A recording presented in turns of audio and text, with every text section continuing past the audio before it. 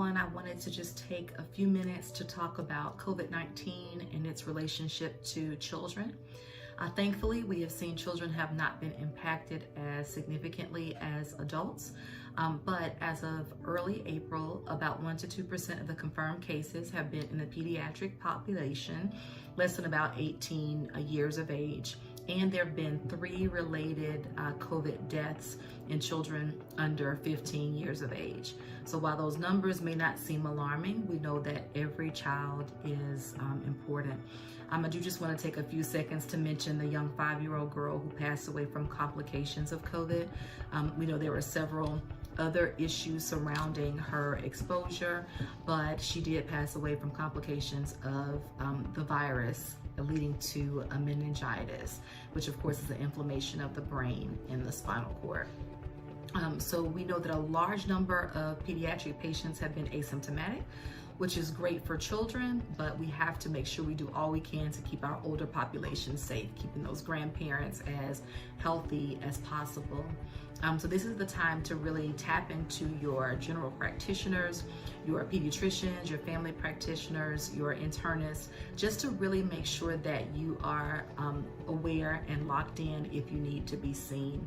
A lot of offices are making significant accommodations, whether it be from seeing patients in the parking lot, telemedicine visits, a lot of other phone conversations, keeping rooms as sterile as possible, all to try to keep everyone safe. So this is just definitely a new era. We of course want patients to be seen immediately if there are any questions about severe illness. But some of the top 3 symptoms that have been associated with COVID are shortness of breath, fever, and cough. In the pediatric population, there have been other signs and symptoms that have been seen, from fatigue, headache, nausea, vomiting, diarrhea, body aches, muscle aches. Those are all other symptoms that have been associated with it, but we can see that with other viruses as well.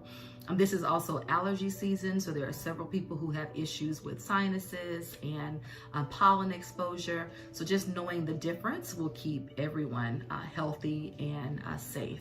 So during this season, we still just want people to use wisdom, make the appropriate precautions, whether that be making sure you're not being around a lot of other people, continuing to wear your mask, leaving kids at home when you have to do grocery store runs, and just trying to make sure we limit the exposure as much as possible. Of course, when it comes to this period, I think we should all take corporate responsibility. So not just thinking about yourselves, but also thinking about those around you, and that will help us to all get through this pandemic.